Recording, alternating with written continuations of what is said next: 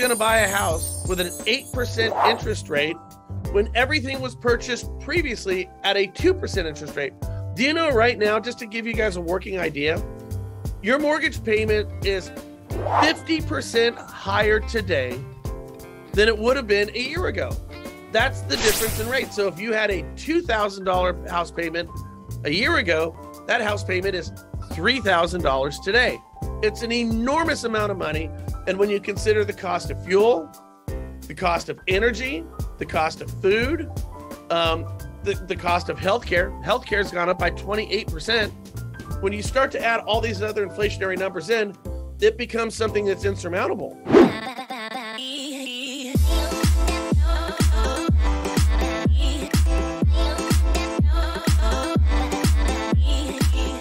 If the only times that I call you are times when I ask you, who do you know that wants to buy or sell, would you really believe that I have your best interest at heart?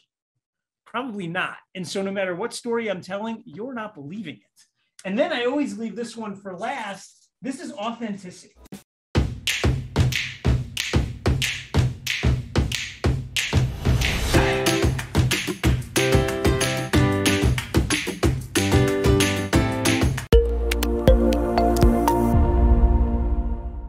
And we are live. Hello, everybody. Hello.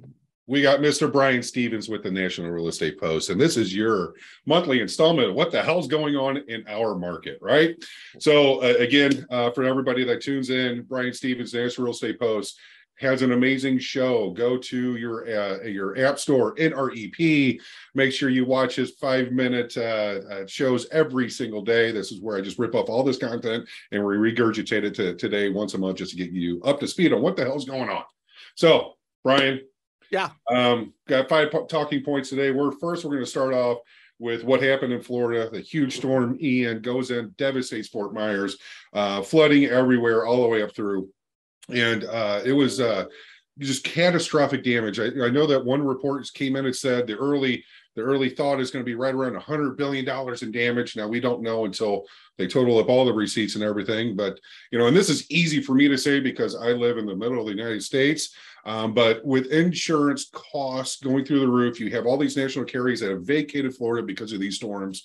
I hate, as much as it pains me to say it, should these communities, and if you live there, you're going to say 100% hell yes, but I mean, should they be built back because of, just all the extra outside interference with insurance costs going through the roof and things like that? I know you talked about this before, so I just want you to elaborate on that. Well, I mean, what you just said a moment ago, people down there are saying, hell yes, I want to rebuild it. But I'm saying, wait a minute, should I, out here in California, should I get a say in the matter? Should you get a say in the matter? So $100 billion to rebuild. By the way, I was down there 2 days before that storm hit. I was down in that area for the better part of a week, and it was beautiful and it was great. And they're just amazing little restaurants and cool little bars and all this, beautiful houses, and it's all gone. It's just gone now. It's very surreal. So $100 billion in any given year, you're going to have on average 3 major, that'd be Cat 3 or 4 or 5 storms, and 7 minor, that'd be Category 1 or 2 storms.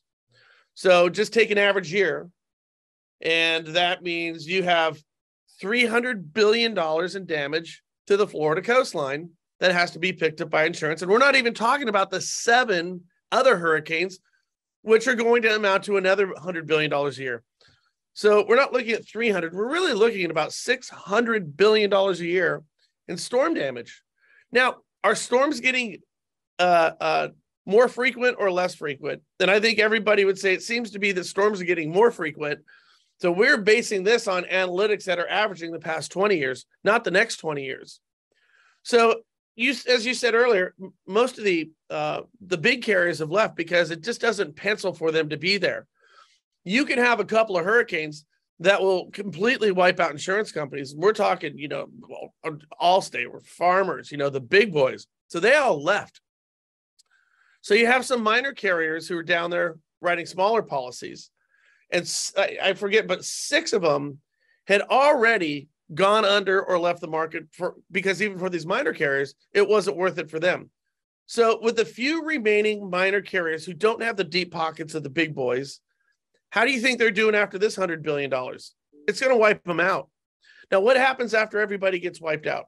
It's what happened with our flood insurance policies around the country when that became devastating. It becomes nationalized. And when we look at our national flood insurance policy right now, it's up $200 billion underwater right now, pun intended. So we're going to do this with hurricanes as well, because we're going to let people rebuild. And when we don't have any private insurance carriers who are willing to take on those policies, it's going to be nationalized and it's going to run a deficit. And we know hurricanes are going to continue to hit. And that means, Jane and Joe taxpayer are going to pick up the bill for this. Hurricanes aren't going anywhere.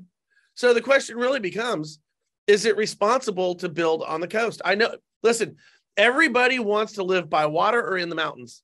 That's where, the most expensive real estate in the country is. Where you live in the Midwest, where I live out here in California, and where people down in Florida are. You go in the middle of Florida, you could buy a house for $67,000. You take that and put it over on the coast, it's going to be $567,000. Same thing out here. We go up in the mountains around the coast of California. Well, when we go up in the mountains out here in California, we've talked about this. What happens? It burns down every year. This isn't an anomaly. It's an annual occurrence. It's not a matter of if, it's a matter of when. It's the same thing that we have down there in Florida. And we do have to start to look at this in a different manner. You said you look at your property in Sarasota, what, $5,000 annually, $5,600 annually for insurance? Mm-hmm. Yep, for a little house. And that's for a small house, right? Mm-hmm. What's the square footage on it? I think it's like 1,200 square foot, 3 beds, okay. Little guy. Imagine, the average size of a house right now is like 2,200 to 2,400 square feet. So what you're going to pay, you're going to have a $12,000 insurance rider on that?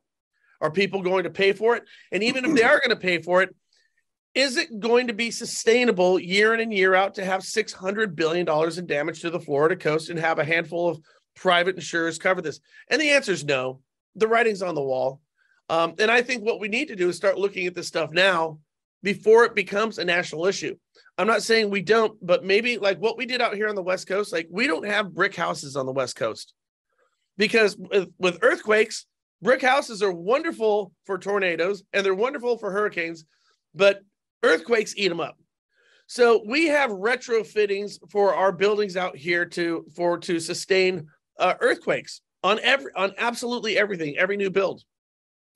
So why don't we have the same type of mandates for Florida when it comes to building? If they're going to rebuild down there, perhaps we need to mandate properties that can sustain 160 mile an hour wind and 2x4s being shot at your window at 150 miles an hour without busting them.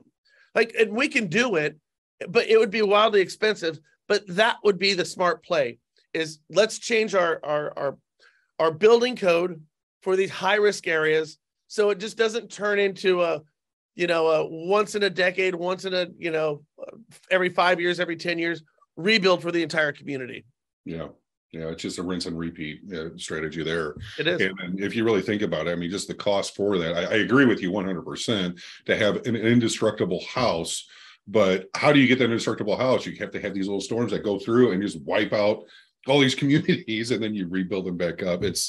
There's really no easy, great answer, but it sucks that these storms are the way that they are. So let's switch it from that positive news to more positive news. All right, let's do it. This is called Recession Deathmatch. 2008, we went through a global recession. 2022 is like, here, hold my beer, because I'm coming in strong as well. In your show, you said that all the Fed, the national Fed banks, these heads, need to get on the same damn page and attack this global issue with a unified front, because it's starting to get ugly, especially in we think it's bad here. Europe is, even a little bit worse than us. And, I don't know which one you think, and I hate to say this, but which one do you think is going to be worse, 2008 or 2022 going to come over the top, Balboa style? Oh, I think this one, I think we're poised to see something. We're going to have our second once in a lifetime recession. This one's going to be better. It might already be on par with it. It's like we look at what are the results of it. Like, what type of volume were we pushing in 2008? What type of volume are we pushing right now with properties? We're probably pushing a little bit more now, maybe, than we were in 2008. But we're just warming up. That's what people have to understand. Freddie Mac has come out. Fannie Mae has come out. Mark Zandi, the Moody's analyst, he's come out, and everyone's saying this isn't bad right now. 2023 is really going to be bad. And when we look at some of our, not just our inventory numbers, but our sales numbers, they're falling off of a cliff right now. And those are going to get worse. The thing is, and we've talked about this before, is we've always had reliable indicators as to where we're at with our economy and the direction that we're going. But we're coming out of a false market. And because of all the money that we've thrown into our economy, this is my belief, all the money that we've thrown into our economy took all of those reliable indicators and it screwed them all up. Mm-hmm. So, for instance, we had 75% unemployment at one point in this country. I mean, a number that nothing even gets close to it. We had 75% of the people in our country weren't working. This was during COVID. Remember when we all had to sit at our house? Well, when you guys all had to sit at your house, I went on the road. But we had 75% unemployment and property values were going through the roof. Well, how the hell is that even possible? When you have unemployment, real estate goes down, people aren't working, they're not buying houses. How in the hell is that possible? Well, when you take $9 trillion and add it into circulation, yeah, we're going to create false indicators. When we artificially lower rates lower than they've ever been in the history of the world, everything we're talking about is superlatives. The biggest, the smallest, the greatest, the worst, the best, all these type of things. But it's true. Rates lower than they've ever been in the history of the world. See, if we would have left everything alone and didn't put $9 trillion on our balance sheet primarily on the Fed, rates would have been 4 or 5%, somewhere in there. And property values wouldn't be as high as they are right now. Property values are as high as they are right now because we gave artificially low rates by ridiculously purchasing mortgage-backed securities at a rate that we've never done before, getting 2% interest rates that brought everybody's buying power up to this really extreme level.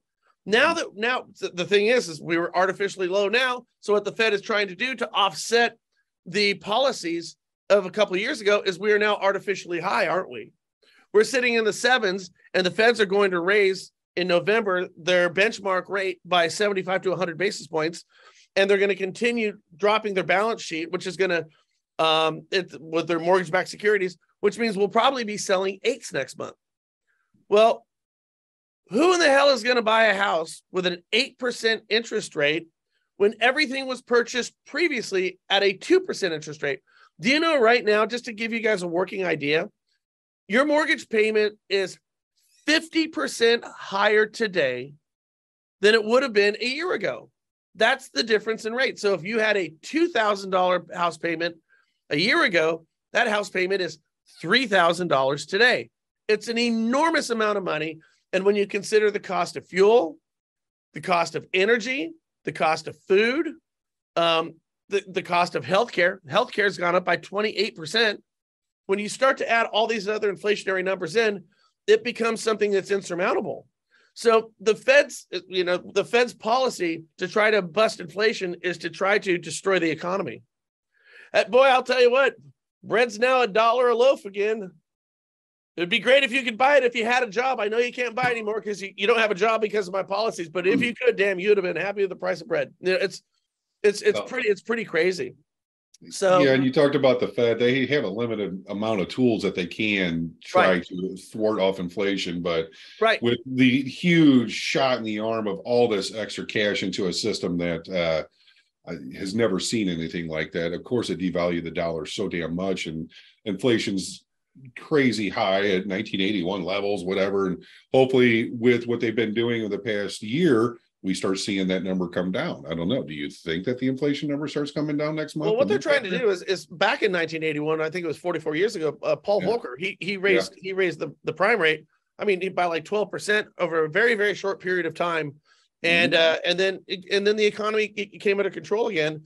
And we haven't seen this inflation. We haven't seen those type of inflationary numbers until now. But this is an entirely different market. The Fed wasn't carrying a balance sheet back then. Yeah.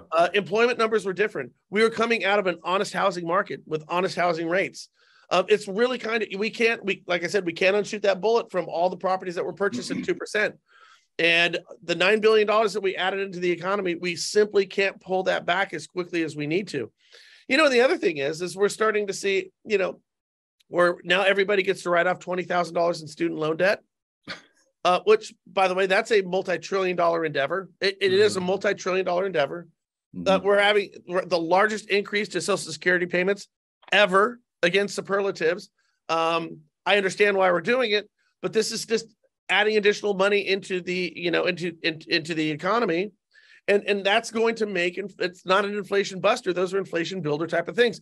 In my state out here in California, the governor, Gavin Newsom, in his infinite wisdom, decided that he was going to give everybody who earns under like $100,000 a year, like $1,300 into their account. Why? Why not?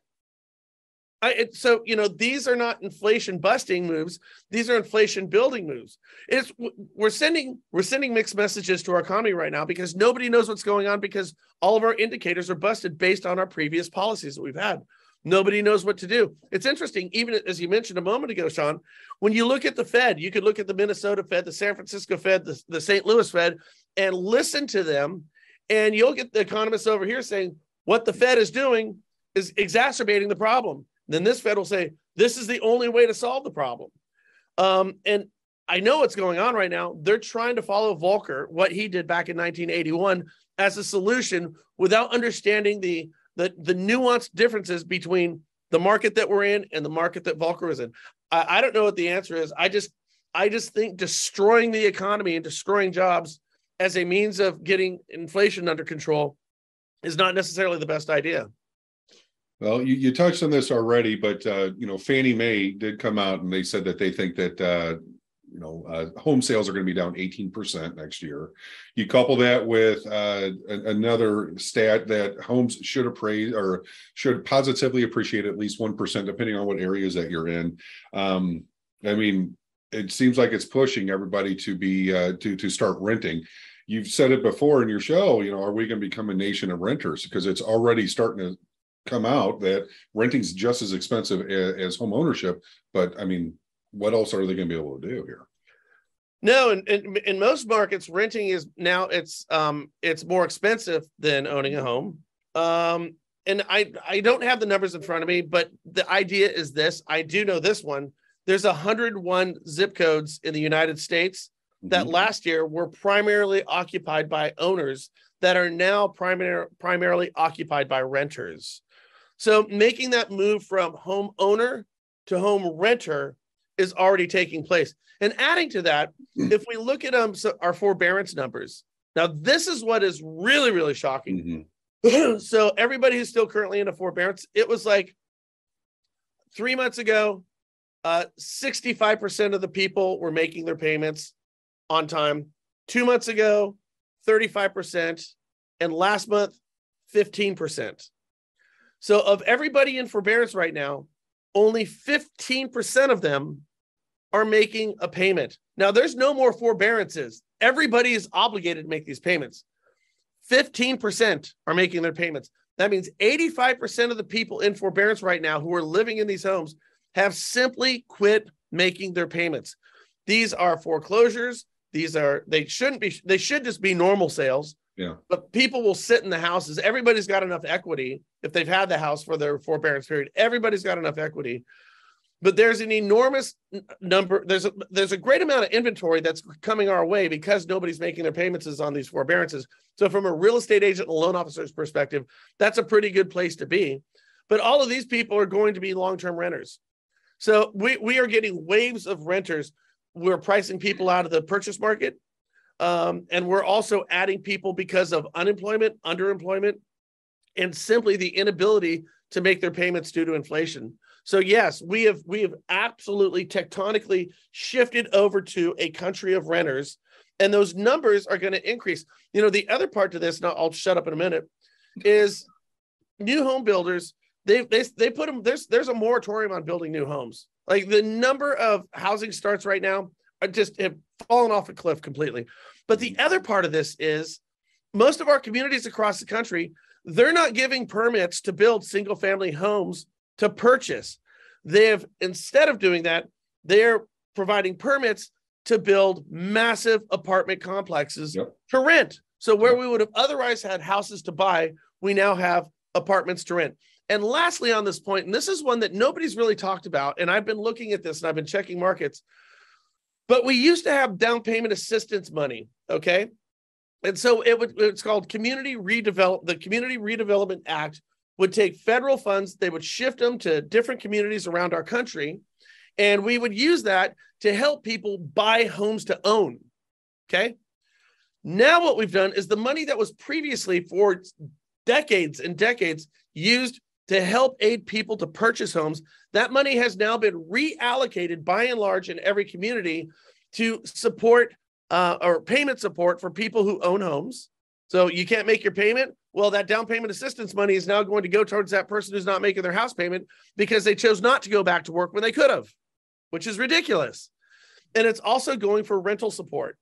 So we've taken away, not only are we making it much more difficult to buy a house on a multitude of levels, but the one thing that the federal government was doing that was good with the community redevelopment funds that they were allocating to different communities, all of that money has been shifted towards keeping people in homes that otherwise couldn't stay in those homes. So this would be, it's kind of the perfect storm of bad decision making. Yeah, you said a mouthful there. Sorry. And I'm going to try to get to something positive, but we still got two more negative points. You know, love them or hate them, we really truly appreciate appraisers, and I know that they're the first ones that get yelled at if the house doesn't come in at value or whatever. But the CFPB, it seems like they're trying to squeeze these guys and girls out of the industry. Yeah. Go ahead and explain what in the hell the CFPB is doing to really discourage appraisers from staying in business, or especially new appraisers coming in and dealing with this. CYA, cover your ass. That's what's going on here. But what we're doing is we're dressing it up to make our federal agencies look like they're coming in and saving the day. The reason why we don't have new appraisers coming into the business is because of policies written back in 2008 through the Home Valuation Code of Conduct. That was an agreement between Fannie Mae, Washington Mutual, and the New York State Attorney General. And it led to AMCs took away appraiser independence. So appraisers were then working for half of their fee. The other half was going to dispatchers who didn't know a damn thing about appraisals. And what they didn't know is a level of geographical competence. So appraisers were working for half their fee. Then they had to drive further distances in order to do these appraisals. They couldn't pick and choose who they were working with. They had to sit there and beg for breadcrumbs. So older appraisers just got out of the game. They said, screw it, I'm not doing this anymore. I'm done. The ones who stuck around, you see, first of all, were pissed, rightfully so, because their entire industry got upended. One of the things people don't know, and everyone's talking about how stupid appraisers are and how they're effing everything up right now. Do you realize that an appraiser right now has to work as an apprentice under an established appraiser for a full year, on top of having a degree, on top of getting their license, on top of going through schooling? After all that's said and done, they have to work as an apprentice for a full year. We're talking like doctors type of stuff here. It's crazy. So the level of education with appraisers is the bar is set very high, and it's been set very high. So anyways, the existing appraiser said, I'm not going to help anybody else out. Why would I do that? You've already taken my income away. I have to work twice as hard for half as much. And this was a ill-begotten policy. So what's happened is the pool of appraisers has dwindled and dwindled and dwindled. So here's what people don't remember. About a year and a half ago, Fannie, Freddie, the DOJ, and HUD came out and said, well, we're going to change the requirements for appraisers. We're going to make it easier. We're going to allow you to get licensed in other states. We're going to allow for all of these different things to make it easier to get more qualified appraisers to do the work. Well, nobody bid. Nobody bid. So now what do? The numbers keep dwindling. And what happened with the cost of appraisals over the past couple of years? Through the roof. Through the roof. You had a $350 appraisal that I know up in Portland, Oregon was going for $2,500 if you were lucky. Remember the pool of appraisers who got screwed out of their fee? Well, guess what? When those numbers disappeared and they started to be able to pick their own fee, yeah, it's called payback. So anyways, we now have this dwindling pool of appraisers, all because of a couple of policies that were put forth. So what happens? Well, the government's here and they're ready to help you out, aren't they? So what they do is we vilify the existing appraisers. We say they're doing a bad job. We collectively call them racists. I mean, just out of the blue, they up until 2 years ago, a year and a half ago, there was never a problem. Now, this is the talking points of every single agency. And as a result of the poor appraisal qualities, because everyone forgot how to do appraisals, and because of the bigoted nature of appraisers, we have to come up with an alternate solution for this. So the government, is here to save the day.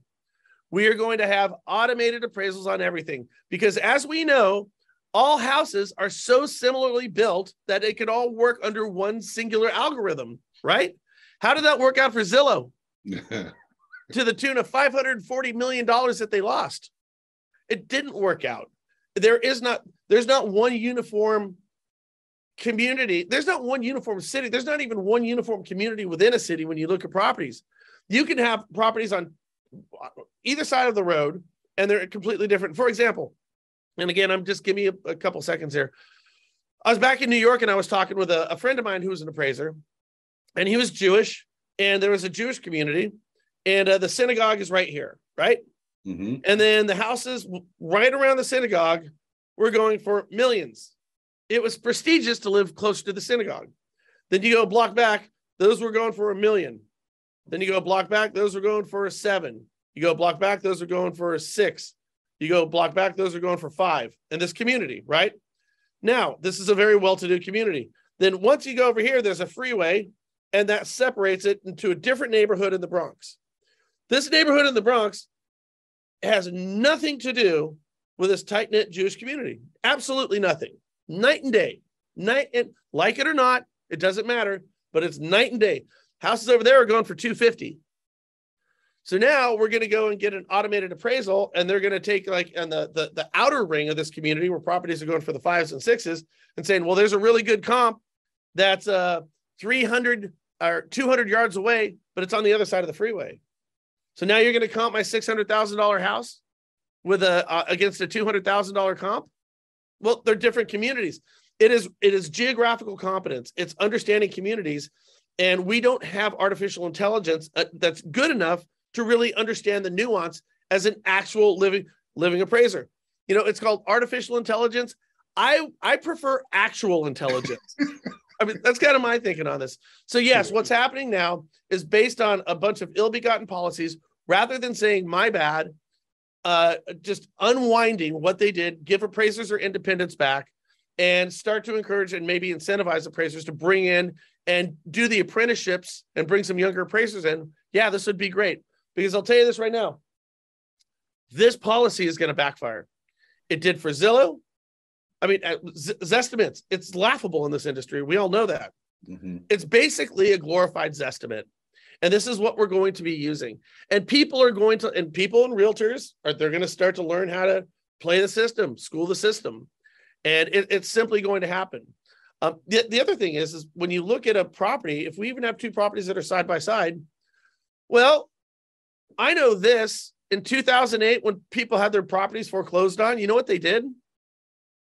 They would take cement and flush it down the toilets. Mm-hmm. They did. They would rip the copper out of the walls. I mean, these are things that took place. You don't know if somebody was cooking meth in a house. I do know this. If somebody's cooking meth in a house, you have to take that thing down to studs, treat the studs, and then build it back up. Like, you don't know the quality of the houses that we're looking at. And you can't take this into consideration when we're simply looking at a complete and total solution, which is automated. Yeah, and getting back to that story of what you were talking about, the synagogue, anybody and everybody has the same scenario. So even down here, and you get a little bit further out on the city, you have rural areas, and you can have beautiful, beautiful homes on tracts of land. And then right down the road, you have a trailer that's on an eight acre parcel, and they're going to try and compare the two or whatever. So yeah, it is, Sean. It's every community in the country. They're different storylines, but the same result. So let's stick up for our appraisers. Let's not beat them up too much. I'd rather have them than a damn computer doing it. All right. Lastly, Housing Wire polled a bunch of people, and 75% of them said it's not a good time to buy right now. Yeah. We know that real estate is always going to, in the most part, depending on how long you're looking at as far as time-wise, real estate investment's always a good time to buy. What kind of advice are you giving to the agents out there on whenever they have a client that says it's not a good time to buy right now, I'm going to wait because I think whatever? Well, it's 75% of the people polled said it's a bad time to buy a house right now. But what about those other 25%? Who are they? What was discovered is that 25% who think it's a good time to buy are essentially not all completely, but they're all the well-to-do and the wealthy. They still think it's a good time to buy. It's a good time to buy because, one, like I said, it's not the short game, it's a long game. If you hold on to real estate long enough, it's going to appreciate in value. If we look at the lowest point in 2008 and 2009, when property values had diminished, as they came off their high from 2002, we're back above those highs right now. We've made up all that ground and then some. So it took us a decade, but we're now in the positive from our last once in a lifetime recession. The tax benefit of owning a house, again, the well-to-do see that. So of course we're going to do this. The accumulation of assets. You now have another asset. That's a great thing. And then the simple transfer to your heirs with little or no tax consequence. So there's a lot of reasons to buy real estate. And I'll tell you what, if as a rule of thumb, find out what rich people are doing and then do that. and that's kind of the thinking here. And I'll tell you this there's two more good pieces. The first one is I do understand it, but we now have more first-time home buyers than we did even a few short years ago. Back in 2018, it was like 38% there. Now we're 54% of all properties are first-time home buyers. Who would have thought it? The reason is because a lot of the cash buyers and investors are out of the game. So now we're getting more offers accepted. Property values are coming down. That's a good thing. Like I said, first-time home buyers for realtors, that's a good thing. So pick up those leads. I mean, don't turn down. Let's talk to the first-time home buyers. There's money in that. And then the other thing is even when we talk about the foreclosures from those who are in forbearance right now, those are going to be listings for somebody. They are. And there's a lot of folks who are sitting on the fence right now, selling their house, and it's because there's mismessaging going on right now. I think it's what do we say? Property values are down 38%, but property values are only going to decrease by 1.5%. There's an irrational belief in what the value of homes are right now. And we need to get out there and message people, even if they don't have their house listed, manufacturer lead, go out to your database and just say, hey, this is Brian. I know you bought your house 5 years ago. Just want to check in, see how you're doing. Hey, by the way, I want to let you know right now, here's where the market is at. There's a belief that property values are continuing to go up, but with the Fed raising their rates right now, there's a lot of buyers who are sitting fences. And it's projected in our area that property values are going to drop over the next 24 months because a recession is coming in 2023. This is according to you can find this information everywhere.